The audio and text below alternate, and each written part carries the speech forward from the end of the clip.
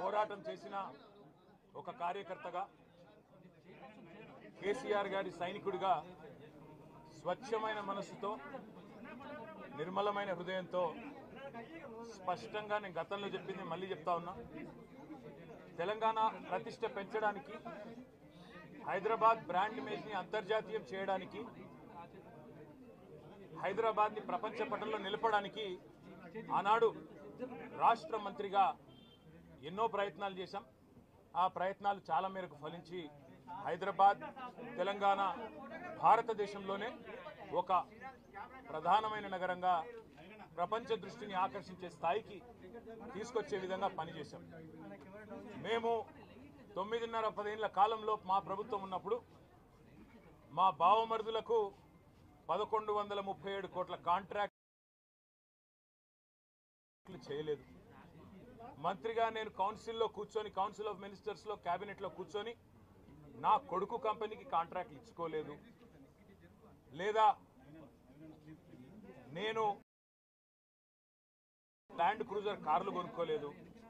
ఆ పనులు రేవంత్ రెడ్డి గారు, ఆయన మంత్రివర్గ సహచరులు, ఆ సాగు తెలివితేటలు, ఆ అవినీతి తెలివితేటలు వాళ్ళకే ఉన్నాయి. నేను 50 లక్షల రూపాయలతో ఎమ్మెల్యేలను కొనుగోలు చేయడానికి పోయి దొరికిపోయిన దొంగను కూడా కాదు. నేను నిఖార్సైన తెలంగాణ బిడ్డను. ఏ పని చేసినా తెలంగాణ కోసం, హైదరాబాద్ ప్రతిష్టను పెంచడం కోసం చేశాను. అర పైసా అవినీతి కూడా నేను చేయలేదు, చేయబోను. సరే, ఇవాళ ఈ కొంచెం ఉర్రకుండా ఆగలుగుతారా? ఇవాళ కొంతమంది అర్థమయ్యి కాని వాళ్ళు, తెలిసి తెలియని వాళ్ళు ఏదో కొంత బురద జల్లి తాత్కాలికంగా మీడియా మేనేజ్మెంట్ ద్వారా రాజకీయ పబ్బం గడుపుకోవాలనుకునే కాంగ్రెస్ వాళ్ళకి నేను చెప్పేది ఒకటే, నిజం నిలకడ మీద తెలుస్తుంది. మీరు ఇవాళ చల్లే బురద ఎట్టి పరిస్థితుల్లో మా దృష్టి ఏదైతే కేంద్రీకరించబడిందో దాని నుంచి తప్పించలేదు. మేము మాట్లాడుతూనే ఉంటాం, కొట్లాడుతూనే ఉంటాం. గత సంవత్సర కాలంగా విద్యుత్ ఛార్జీలు పెంచవద్దని కొట్లాడింది టీఆర్ఎస్. లగచర్లలో నువ్వు రైతులను జైల్లో పెడితే అడ్డుకున్నది టీఆర్ఎస్. నువ్వు హైడ్రా పేరిట ఇండ్లు కూలగొడితే అడ్డుకున్నది టీఆర్ఎస్. 6 గ్యారంటీల అమలు నువ్వు చేయకపోతే నిలదీసింది అడుగడుగున కేసీఆర్ బృందం.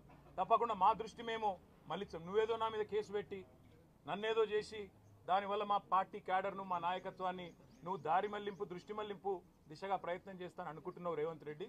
అది నీ వల్ల కాదు. ముమ్మాటికి నువ్విచ్చిన 420 హామీలు ప్రశ్నిస్తూనే ఉంటాం. నువ్వు ఎన్ని కేసులు పెట్టినా, ఇది కాదు ఇంకో 100 పెట్టుకో, ఇంకో 1000 పెట్టుకో, ఎదుర్కొంటాం. న్యాయస్థానాల మీద, ఈ దేశంలోని చట్టాల మీద, భారత రాజ్యాంగం మీద మాకు సంపూర్ణమైన గౌరవం, సంపూర్ణమైన విశ్వాసం ఉంది. నువ్వు ఏ ప్రశ్నలన్నా అడుగు, సమాధానం మా కాడ ఉంది. ఎందుకంటే మేము నిజాయితీగా ఉన్నాం. నీలాగా లుచ్చ పనులు చేయలేదు, నీలాగా తుచ్చపు పనులు చేయలేదు, చేయబోము.